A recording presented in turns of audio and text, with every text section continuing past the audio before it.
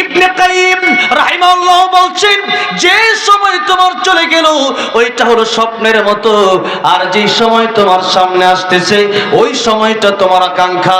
নবী বলেন, বনি আদম যারা রয়েছে, বনি আদম এদের জীবনে শুধু আকাঙ্ক্ষা আর আকাঙ্ক্ষা, এত আকাঙ্ক্ষা, তাদের একটা হইলে আরেকটা লাগে, 50,000 হইলে 1 লাখ লাগে, 1 লাখ হইলে 10 লাখ লাগে, 10 লাখ হইলে 1 কোটি লাগে, একটা টিনের বাড়ি হইলে এরপরে তার একটা বিল্ডিং বাড়ি লাগে, একতলা বিল্ডিং বাড়ি হইলে 5 তলা লাগে, 5 তলা এই দেশে হলে এরপরে ঢাকায় একটা লাগে, গুলশানে, গুলশানে একটা হইলে এরপরে একটা লাগে মালয়েশিয়া, আমেরিকাতেও লাগে। ঠিক না ঠিক? অনেক এমপি মন্ত্রীরা জনগণের টাকা খেয়ে গত 16 বছর বাইরে বাড়ি বানাইছে, কে বানাইছে না? চিন্তা করে নাই পরকালের, চিন্তা করেছে শুধু ইহকালের। এই কয়েকদিনের চিন্তা করে আমেরিকাতে বাড়ি বানাইছে, কানাডায় বাড়ি বানাইছে, লন্ডন বাড়ি বানাইছে। আমার ভাইয়েরা, আমার বাবা জিরান নবী বলছেন, বনি আদমের আকাঙ্ক্ষা কবে শেষ হবে শোনো। বনি আদমকে যদি একটা মাঠ ভরে সোনা দেওয়া হয়, সে চিন্তা করবে একটা মাঠ ভর্তি আমার সোনা আছে, আল্লাহ গো আরেকটা মাঠ যদি আমার সোনা হয়ে যেত তাহলে আমার বড় ভালো লাগতো। এই চিন্তা তারা করে। এরকম করে 2টা মাঠ যদি তাদেরকে সোনায় ভর্তি করে দেওয়া হয়, 2টা মাঠ সোনা তারা পেয়ে 3য় মাঠ সোনার জন্য তারা পাগল পারা হয়ে যাবে। একটা দুনিয়া তাদেরকে যদি দিয়ে দেওয়া হয়, আরেকটা দুনিয়ার জন্য পাগল হয়ে যাবে। দেখেন না, একটা দেশের প্রেসিডেন্ট আমেরিকার প্রেসিডেন্ট, আমেরিকা শুধু তারা হয় না, আমাদের বাংলাদেশের ভিতরে আমেরিকার ক্ষমতা চালাতে চায়। ঠিক না ঠিক? কিন্তু আমরা বলে দিতে চাই, ও আমেরিকার প্রেসিডেন্ট, আমাদের বাংলাদেশে তোমরা যতই ক্ষমতা চালাতে চাও না কেন, আল্লাহকে ভয় করো। আল্লাহকে যদি ভয় না করো, ইমানদারের বদদোয়া এমন বদদোয়া, আল্লাহ প্রদত্ত আগুন লাগবে, নিবানোর ক্ষমতা তোমাদের হবে না। এই জন্য তোমাদের বুলেট থাকতে পারে, কামান থাকতে পারে, রকেট থাকতে পারে, তোমাদের অস্ত্র থাকতে পারে, কিন্তু দুনিয়ার এই অস্ত্রের দাম নাই। আমাদের একটা অস্ত্র আছে, সেই অস্ত্রের নাম হলো ঈমানের অস্ত্র। আমাদের একটা অস্ত্র আছে, সেই অস্ত্রের নাম হলো আমাদের আল্লাহু আকবারের স্লোগান। সুতরাং আমাদের ঈমানের পাওয়ার যার আছে, সেই ব্যক্তি কামানকে ভয় পায় না, সেই ব্যক্তি বুলেটকে ভয় পায় না, সেই ব্যক্তি বুলেটের সামনে আবু সাইদ মুগ্ধর মতো জীবন দিয়ে দিতে পারে। কথা বলেন ঠিক না বেঠি? এই জন্য মুসলমান, আমাদের কোনো ভয় নেই, কারণ আমরা জানি দিন নয়, আরো দিন আছে, এই দিন নিয়ে যাবে সেই দিনের কাছে। সুতরাং এই জীবন শেষ হবে না, বরং এই জীবনটা ক্ষণস্থায়ী জীবন। এই দুনিয়া থেকে আমরা যখন চলে যাব, চলে যাওয়ার সাথে সাথে ইমানদার যদি হয়ে যায়, নবীর আল মাউতু তুহফাতুল মুমিন, মুমিনের জন্য মওতটা হচ্ছে হাদিয়া। কিসের ভয়? ভয় কোনো নাই আমাদের, কারণ আমরা ভয় করি একজনকে, তিনি হলেন আমার আল্লাহ। আল্লাহ ছাড়া কাউকে ভয় করি না, কারণ আমরা বিশ্বাস করি ওই কবরে যাওয়ার পরে আরেকটা জগৎ শুরু হয়ে যাবে। নবী বলেছিলেন, কবরু রাউযাতুম মির রিয়াজিল জান্নাহ আও হুফরাতুম মিন হুফারিন নার। ও দুনিয়ার মানুষেরা, কবরটা কারোর জন্য জান্নাতের বাগান হয়ে যাবে, আর কারোর জন্য জাহান্নামের গর্ত হয়ে যাবে। সুতরাং আল্লাহকে কেবলমাত্র ভয় করে যদি মরতে পারি, দুনিয়ার তাগুতকে যদি বর্জন করতে পারি, তাহলে ওই কবরটা জান্নাতের বিছানা হয়ে যাবে, জান্নাতের মেহমান হয়ে যাব।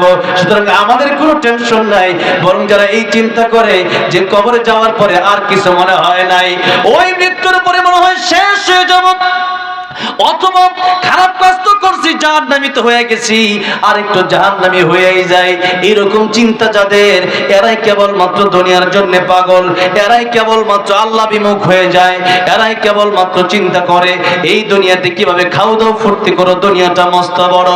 এই জন্য মুমিনের চিন্তা এটা হতে পারে না, বরং মুমিনের চিন্তা প্রথম হবে আখিরাত।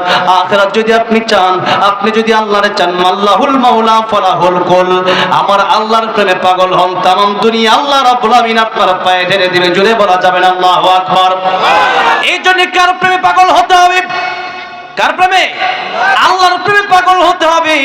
আল্লাহর প্রেমে পাগল হয়ে যান, আল্লাহর ইবাদত করেন, আল্লাহ কেমনে দুনিয়া ফ্রি দিয়ে দিবে কল্পনাও করতে পারবেন না। এই জন্য মুসলমান ভাইরা, আমার বাবা যেটা বলছিলাম সময়ের কথা, এই সময়টা আল্লাহ রাব্বুল আমিন আমাকে দিয়ে দিলেন, এই সময়কে আমার মূল্য দিতে হবে। নবীজি বলেছেন, اغتنم خمسا قبل خمس شبابك قبل هرمك وصحتك قبل سقمك وغناك قبل فقرك وفراغك قبل شغلك وحياتك قبل موتك আমার উম্মতেরা পাঁচটা সময় আসার আগে তোমরা পাঁচটা সময়কে মূল্য দাও জোরে আওয়াজ দিয়ে বলেন কয়টা সময় আসার আগে কয়টা সময়কে মূল্য দিতে হবে পাঁচটা সময়কে মূল্য দিতে হবে নবী কি বললেন একটু ভালো করে শুনেন একটা মাত্র হাদিস শরীফ যদি আপনার জীবনে আপনি বাস্তবায়ন করতে পারেন একটা মাত্র হাদিস শরীফ মানার কারণে আপনার জান্নাত আপনার নসিব হয়ে যাবে এই জন্য বাবাজিরা জানি আর কতক্ষণ আপনি থাকবেন একটু পরে আস্তে আস্তে ওঠাও শুরু হতে পারে কিন্তু কথা হচ্ছে একজন মানুষ যদি একটা হাদিস শরীফের কারণে হেদায়েত হয়ে যায় এটাই আমার জন্য নাজাতের উসিলা হতে পারে আমার ভাইরা বাবাজিরা নবী বললেন ইগতানিম খামসান ক্বাবলা খামসিন পাঁচ সময় আসার আগে তোমরা পাঁচ সময়কে মূল্য দাও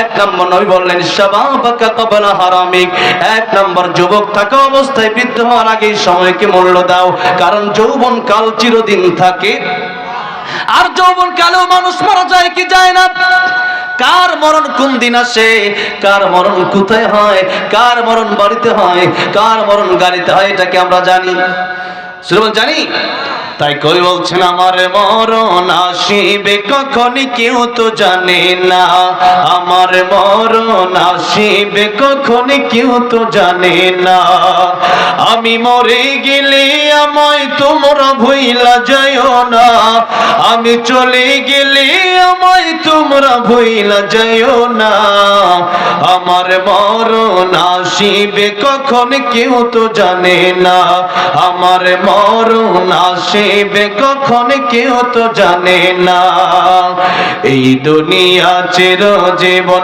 থাকার জায়গা না অন্ধকার কবর যে আমার আসল ঠিকানা সবাই রেখে আমায় চলে যাবে সঙ্গী হবে না সবাই রেখে আমায় চলে যাবে সঙ্গী হবে না আমার মরণ আসিবে কখন কেউ তো জানে না আমার মরণ আসিবে কখন কেউ তো জানে না এই জন্যই আমার উম্মতেরা 24 ঘন্টা মৃত্যুর প্রস্তুতি নিয়ে থাকো কার কাছে কোন দিন মালাকুল মউত আসে বলা যায় না নবীর কাছে মালাকুল মউত আসে নবীজি একটা হাদিস শরীফ শোনাবো তার আগে এই কথা বলে একটু শুনেন নবীজির কাছে মালাকুল মউত আসার আগে তিনবার অনুমতি নিলেন নবীর জান কবজ করার আগে একবার নবীজি যখন ঘরের ভিতরে তখনই বাইরে থেকে একবার দাঁড়ায়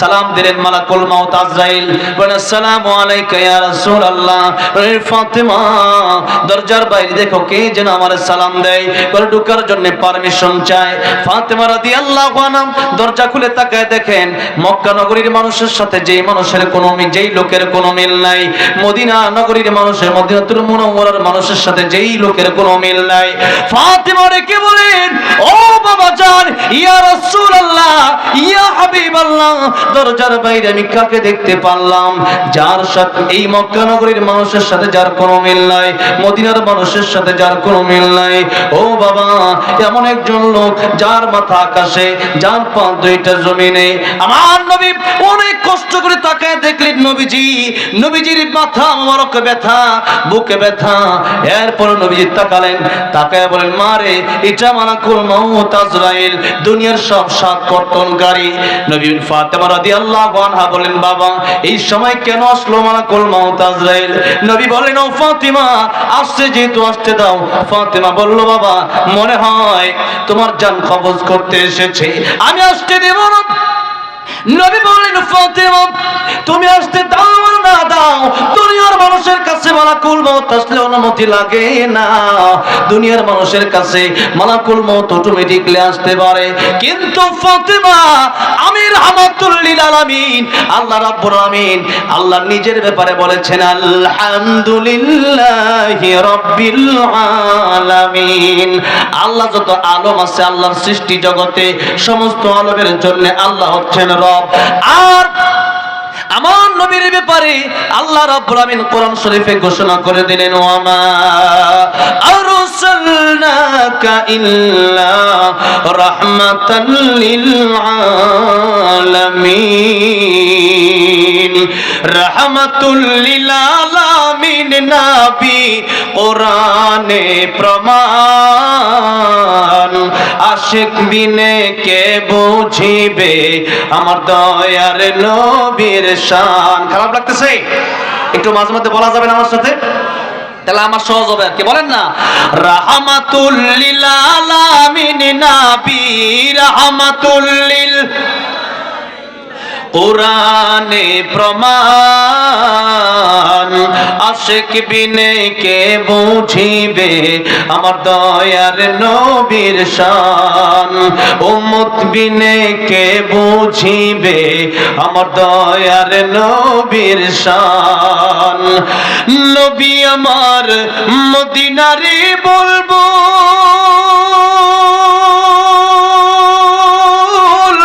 আমার আল্লাহ ভালোবেসে নামটি দিলেন হাবিবে রাসূল। আল্লাহু আকবার বলেন। নবী আমার মদিনারে বলবো আমার আল্লাহ ভালোবেসে নামটি দিলেন মুহাম্মদ রাসূল। ওই নবীকে ভুল বুঝিলে থাকবে না ঈমান।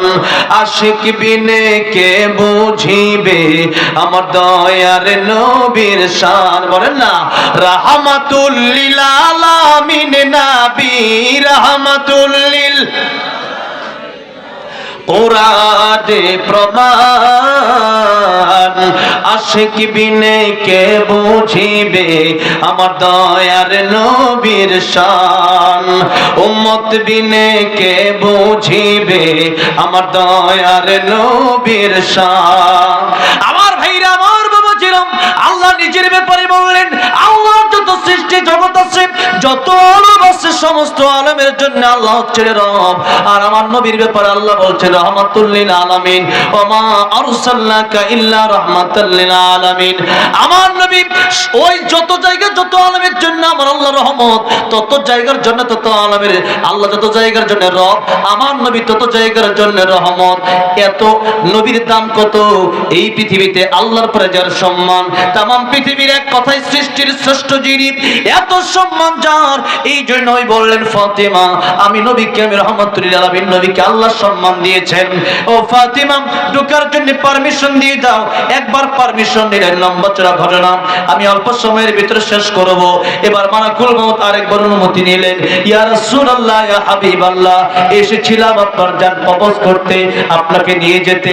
ইয়া রাসূলুল্লাহ আপনি অনুমতি দিলে জান কবজ করব, আর অনুমতি না দিলে আল্লাহ বলেছেন আপনার হায়াত বাড়ায় দিবেন। জুড়ে বলেন সুবহানাল্লাহ। অনুমতি না দিলে আপনি যদি এই দুনিয়ায় আরো থাকতে চান আপনাকে হায়াত বাড়ায় দেওয়া হবে। তবে নবী গো এই দুনিয়া থেকে কিন্তু চলে যাওয়া লাগবে। ও নবী এই দুনিয়ায় কেউ থাকতে পারবে না।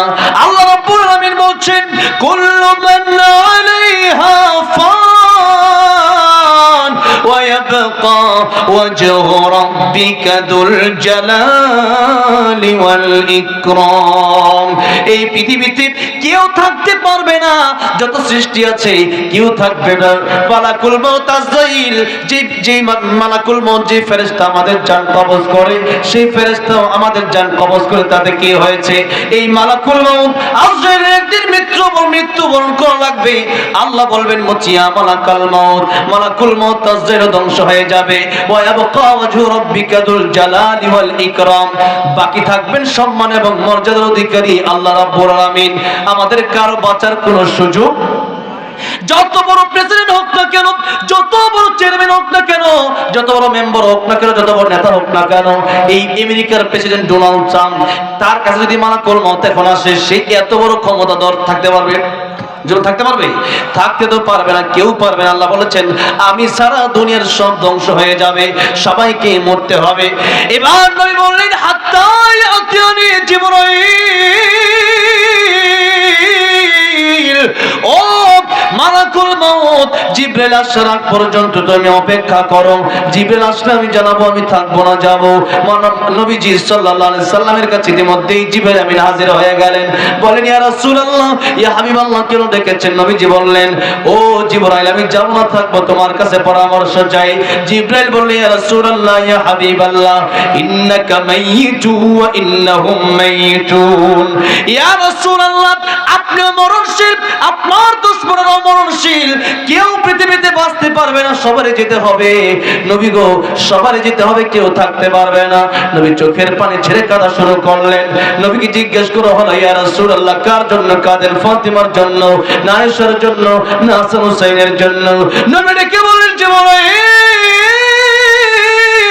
আমি ফাতিমার জন্য কান্দি না, আমি আয়েশার জন্য কান্দি না, আমি হাসান হুসাইনের জন্য কান্দি না, আমি কান্দি আমার গুনাহগার উম্মতের জন্য।